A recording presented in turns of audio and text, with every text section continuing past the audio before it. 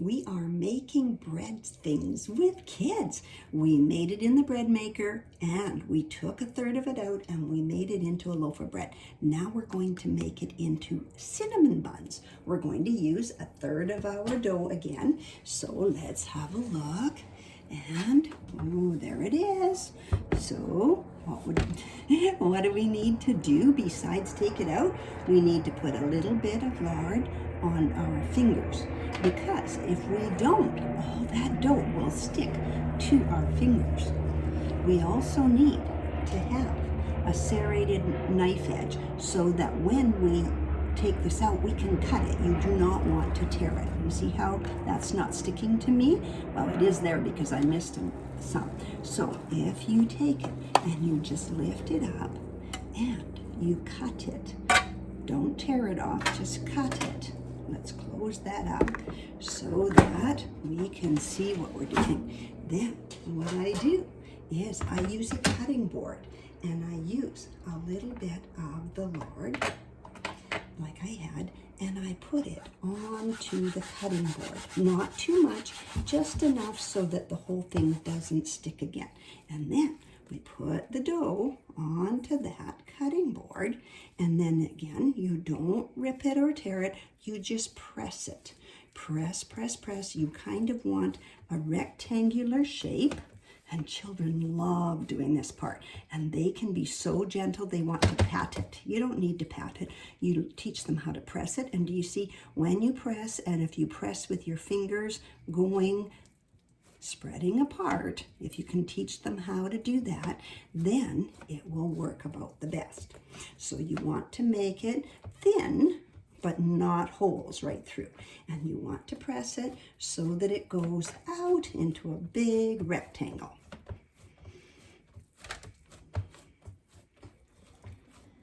Once you are happy with your rectangle, you see that one's a little bit thin, so I would push it so it goes back again. All right, once you have it, the rectangle size that you want, then you take some butter. Now, I don't measure. I just take, I need about that much. And you spread it on your dough. If you push too hard, what happens? Yeah, you know. And children soon learn how to do this. What I do when I'm having them help is I use a spoon and I have them use the back of the spoon to spread it because it's nice and round. I'm just showing you this because this is how I like it. So I'm going to put some more on there. My family likes, sorry, that's the Mars water bomber going overhead. Sorry for the noise.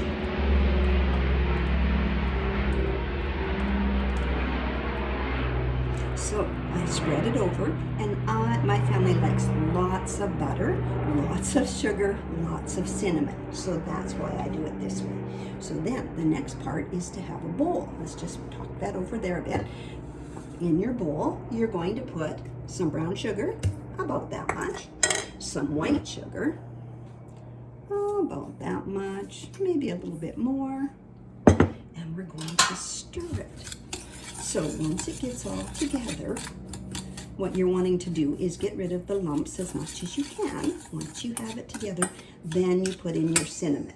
So my kids always say, how much cinnamon do we put in? Well, every family is different. My family likes a lot of cinnamon. So what I do is I shake in enough until it looks brown, quite brown.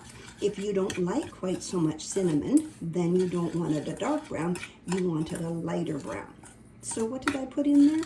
A few tablespoons, but you see how that nice dark color is there? But when I stir up the rest of the white sugar into it, you know what? My family would like it a little bit darker because they really like their cinnamon, the high, spicy flavor. Okay? So now, it doesn't matter if there are a few little lumps with the sugar. Next, we're going to put it on here. And even young children can learn how to put it like this, and I teach them to just kind of shake it. The hardest part is to keep the spoon above so it doesn't actually touch the butter. And you just want to, and they will spray it. It'll be all over the counter everywhere. So you teach them just to go slow, and sometimes you just take it like this and just kind of shake a little bit off. okay? By the time that they are 4 and 5 years old, they can figure out how to do this and they don't need any help from you. Matter of fact, they don't want any help from you. But do you see how deep this is? And do you see I'm not really going right to the edge. I've got quite a bit of space around there, and that's because the cinnamon will actually kind of pour out as you're going. So then you take this part and you roll it. And as you're rolling, oh, the children love this. And then you get one to help on this end and hold it here, and one to help on this end and hold it here, and you can roll in the middle. Everybody has their fingers in the dough, and it's so fun. And you want to roll it, not push it. So you kind of have to pull it up from the back so that it goes around this way. Then when you get up to this side, it's probably better to start about here and pull it gently up, and then you pinch it. Here too. Pinch it, and here again. And they love doing the pinchy part. So they learn how to use their pinchy fingers, and they put it like this, and then you teach them to pinch it, and that just holds the dough together so the cinnamon does not come out. Okay, looks good, doesn't it? Well, it looks like a big sausage roll. So now, sometimes I will just let it sit for a while to let all that butter and brown sugar and cinnamon, everything kind of ooey gooey select all together. But for today, I'm just going to take a pan. Now I've already put some margarine in the bottom of my pan so that, or butter, I can't remember what I used, so that the cinnamon buns will not stick. You don't have to do it that way. You could also do it with parchment paper in there, and that works really well. So you're going to then take your knife again, and I cut it in about half. And you have the serrated edge, and as you slice it, this is where the children just watch and you do it, it comes out. But that's okay. We'll show you how to deal with that afterwards. Then you do it. The next part, did you see? Another half.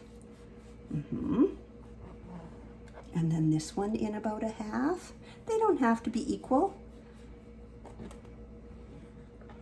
And teaching children fractions is a really easy thing to do when you're baking. You had 1, then you had half and half, now you have 4, so you have 4 quarters. So you can teach math while you're doing this. Then you could put it into quarters again, so that you would make 1, 2, 3, 4, 5, 6, 7, 8 in your pan, or you could make them smaller, thinner, so that they're in thirds. And I like to do it in the thirds because this teaches you half and quarters, but then thirds means 1 out of 3 part. And there aren't very many times when you can teach thirds, so that's why I like to do this one in thirds. And we also do multiplication. Okay, so if we had 2 halves, what's 2 times 2? It's 4. You can do addition as well. You can do 4 times 1, that's 4. When you get to this, 1 times 3 is 3. What about when you get to 2 times 3? You have a group of 3 here and a group of 3 here, and you know what I'm getting at. You use every opportunity that you can so that you can teach math as you are baking with children. They will love it. Now this is kind of all going apart. That's all right. It will still taste yummy. It will still look good in the pan when you are finished. Sometimes when children help you, well, they don't really look like cinnamon buns at all. They just kind of look like a mangled mess, but you know what? They will eat it because they made it, and it will taste yummy no matter what. So we're almost there. By the time we're done, we're going to have 3, 6, 9, 12. You can teach skip counting as you're doing this. All right, then I pull the pan over and I start with one of these. It doesn't matter where it is. Take it out and pop it into the pan. Then take out another one and pop it into the pan.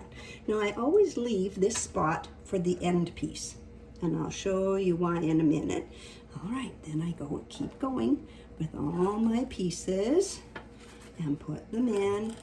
And it doesn't matter what order you put it in as long as you get all your rounds into your pan. So how many did we make? We made 12. So we're going to have 3, 6, 9, 12. Is that correct? Yeah. So once you put them in here, if your children put them in the wrong places so that it's not equal in the pan, not equally spread out, that's okay. You can just kind of shift them over a little bit. And we're going to put them all in. I hope you can see that. See what I'm doing.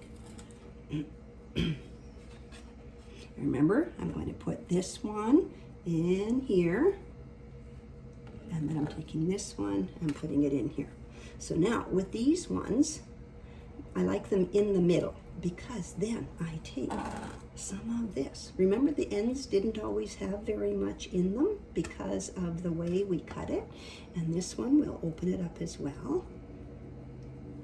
And put some of this in so that it's right in that one. And then we just take this whole thing and we scrape it off into our pan, and ta-da, we have our cinnamon buns. Oh, but they look so little. You know what? They won't be little for long. You cover them with a tea towel, a nice cloth, put them in a warm place, and they will rise. And when they rise to double or more, then you know it's time to bake them. If you don't rise them enough, then they will be hard and they won't be nice and soft and tender. When I put them on and the children are so excited and they want to bake them right away, like after 5 minutes, I say, okay, and I always say, let's put the blankie on. So we're going to uncover it and have a peek. Are they ready? No, we just peek at them, and we can peek at them every half an hour, every 15 minutes, whatever it takes for them to rise. And then the children are so happy because they made it, they've learned math, they've had time with you, and it's been so much fun. Happy baking with your kids.